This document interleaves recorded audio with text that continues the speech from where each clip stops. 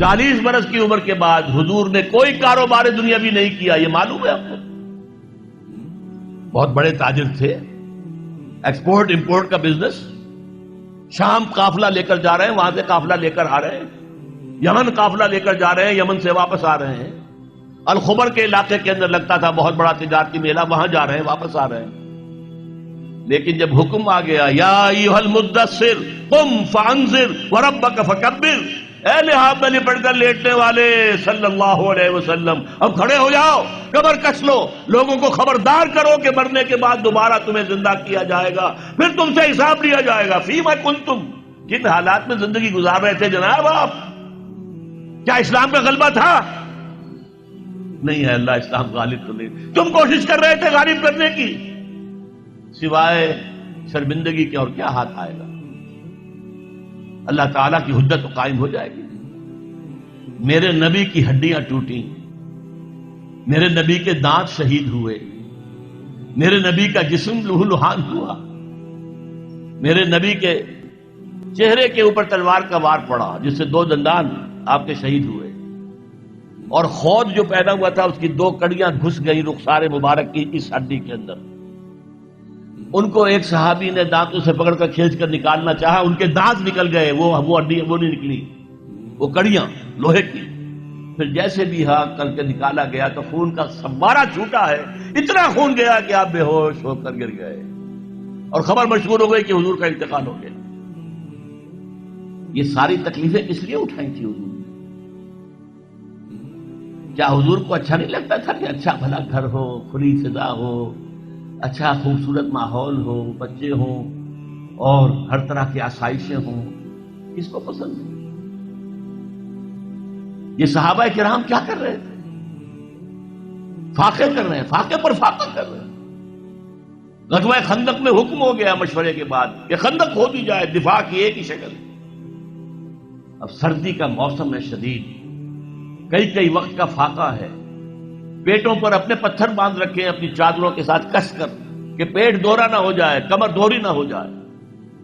حضور کے پاس آ کر شکوہ کیا ہے، شکایت کی ہے، اللہ کے رسول اب یہ بھوک ہم سے برداشت نہیں ہو رہی، دیکھیے ہم نے اپنے پیٹوں کے اوپر اپنے کرتے اٹھا کر دکھایا، ہم نے پتھر باندھے ہوئے، آپ نے اپنا کرتا مبارک اٹھا کر دکھایا، 2 پتھر بندھے ہوئے۔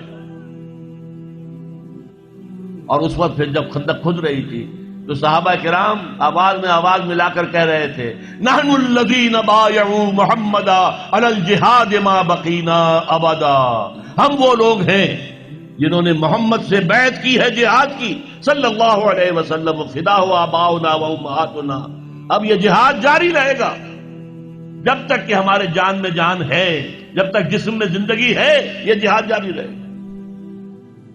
یہ ہے اسلام،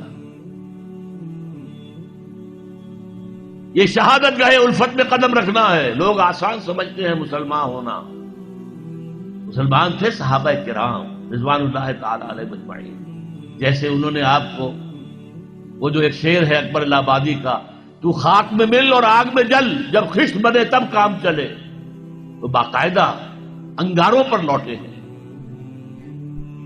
آپ کو معلوم ہے حضرت خباب بن الارت رضی اللہ تعالی عنہ کو بلایا گیا، آؤ، آ گئے، ان کی نگاہوں کے سامنے دہکتے ہوئے انگارے زمین پر بچھائے گئے، اتار دو کرتا، اتار دیا، لیٹو ان کے اوپر، لیٹ گئے۔ اب جب ان پہ انگاروں پر لیٹے ہوئے تھے تو کھال جلی پیٹھ کی، اور پیٹھ پر چربی ہوتی ہے، چربی پگھلی، اس سے وہ انگارے ٹھنڈے ہوئے۔ وہ ہاتھ نہیں اٹھایا انہوں نے، کیونکہ حضور کا حکم تھا، نو ریٹیلیشن، کوئی جوابی کارروائی مت کرو، جو ستم آتا ہے جھیلو، جو ظلم ہوتا ہے برداشت کرو، جو تکلیف آتی ہے جھیلو اور برداشت کرو۔ لہذا اگر ایک آدمی سمجھے کہ مجھے تو یہ زندہ کباب بنا دیں گے تو اجازت ہو تو 2-4 کو مار کر مرے گا، ایسے نہیں مرے گا۔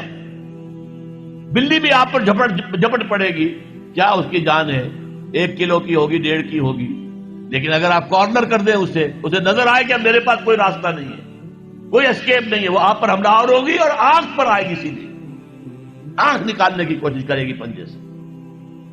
لیکن حضور کا حکم کیا تھا؟ کفو ایدیکم، اپنے ہاتھ بندھے رکھو، no retaliation whatsoever, even in self ڈیفense۔